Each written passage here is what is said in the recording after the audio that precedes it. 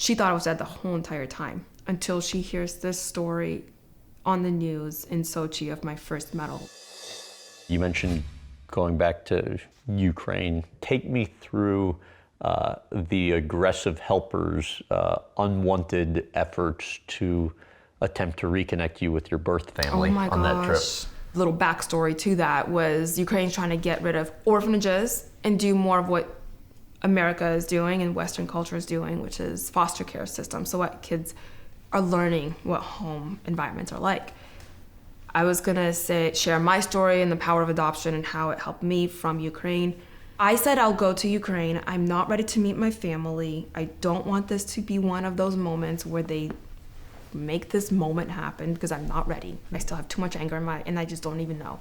They said, okay, this ombudsman for adoptions comes in very late and, oh, I'm so sorry, Oksana, I'm sorry I'm late. I just got off the phone with your birth parents. They want to meet you. You have 2 brothers. Did you know this? And I had no idea. I didn't know they were alive. I didn't know I had 2 birth brothers. That next day, I had to do an interview and they were screening. They found he was like, I have pictures. And I didn't ask to look at the picture. They were ready to get on the train to meet me that night, that day. It was like realizing, holy shit, my birth parents do exist. This is something I have always wanted. I didn't want it in that moment. I'm not ready for it. I ended up not talking and crying that whole night instead. And the next day, I was at an event talking. They had to screen all the people that were coming and visitors that were coming for that talk to make sure that none of my parents were gonna show up or my biological family in any way. That night, my birth brother, the younger one, reaches out through Facebook. And then I'm up all night in the bathroom and my mom's trying to sleep. It's our last night in Ukraine talking. What were the answers that were provided to some of the questions that you had? Well, so I was skeptical. Are you who you are, who you say you are? And I asked them of what my birth father's name is and what his patronymic, his middle name was. And for me, it's Alexandrovna, which is daughter of Alex. And that's how you can pinpoint where you are in the family chain and tree kind of thing. And he knew that. So he said, you would be Alexandrovna. No one knew my name in Ukrainian at all. It was me literally interrogating him of who's so-and-so? What were the birthdays? Where were they born? The way he was like, we want to meet you. We don't want cameras around. I knew there was something real there because it wasn't just for a publicity thing. We both mutually did not want to make that at that time a story of that moment. You believed after all the answers were provided that this was your birth family. I did. Yeah. I did, but there's a part of me that's still a little bit I want to ask him for a blood test just because are you? And that was just in some ways, it made me so angry, and in some ways it was a relief to know they're still alive, that this dream I do have of meeting them one day can still happen and I can meet them. Why did it make you so angry?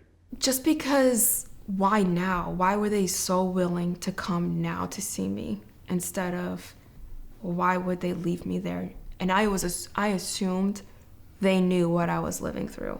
I thought they went and scouted where they're gonna drop me off and they didn't want me then. Why want to see me now? And that made me angry. At the same time, excited that they're around and that something I've been wanting for my whole entire life, I can actually achieve and see and get and learn. But then it's one of those things, I don't know if you've ever been in a position where you want something for so long and you dream of it for so long and you realize, okay, Graham, tomorrow morning you're gonna get your dream, you're gonna achieve it. And it made me not want it all of a sudden. It made me question it, wait, did I like the idea of being curious more than actually meeting them? And then I was just confused. again. How was it explained to you why you were put up for adoption? My middle brother, he was explaining to me that the first race, the cross-country long distance, the silver medal in Sochi, is where the Ukraine news does this whole deep dive of my story of put up for adoption, born this, parents abandoned her, all in Ukrainian. My birth mom is doing dishes in the back and hears a loud noise because she drops all the dishes. And he's like, what's going on? And he said that she froze. And after a while, she told them that before they were born, they had a daughter. But they had to give me away because they were told I was not going to make it and I was going to die. And so that was the best life for me. Give me a chance at life was to give me away to the government. The crazy thing I found that this whole time, I was so angry at my birth family this whole time that I found out that's how I got my name. She did not want to give me away. And the government and the hospitals encouraging her to do so. And then she's like, okay, well, if I cannot be her mother, I'm going to give something of myself. And that's how I got my name. Her name's Oksana, so she named me after her. So there's something of her in me. And then she decided, so then they relinquished me to the government. I later learned she changed her mind. My dad and my mom both changed their mind and wanted to go to that orphanage to get me. But they were told I died to stop coming because they tried a couple times. Until finally they told them I died. She thought I was dead the whole entire time until she hears this story on the news in Sochi of my first medal with my name being translated to my birth name entirely, to the date that I was born. And that's how she finds out, oh, yeah, and then they were slapped with a bill because when I was adopted, the government went back to them and said, oh, you owe this money because your child was in the orphanage system. Even though I was about to die and if I would not have made it till past 10 years old in that orphanage. And I started slowly realizing I think I made this story of being so angry and hating them because it's easier to deal with hate and anger than it is with compassion in some ways and sadness and loss and regret and stuff. So I told myself this thing because it was easier to deal with. And I felt so guilty for being so mad at them for something that I didn't even know. And then started thinking of it from their perspective. I can't imagine giving away a child you never wanted to give away. And the only way you find out that they're still alive after you were told that they were dead is through the news publicly, but then also be given a bill because I actually lived for nearly 8 years. I can't imagine that. So you've decided it's not just you like the idea of meeting them, but you actually want to go I through do. it. Have you thought about when you want to do it? Well, so I was going to do it after Beijing, and then the whole situation with the world started there, and that ruined everything.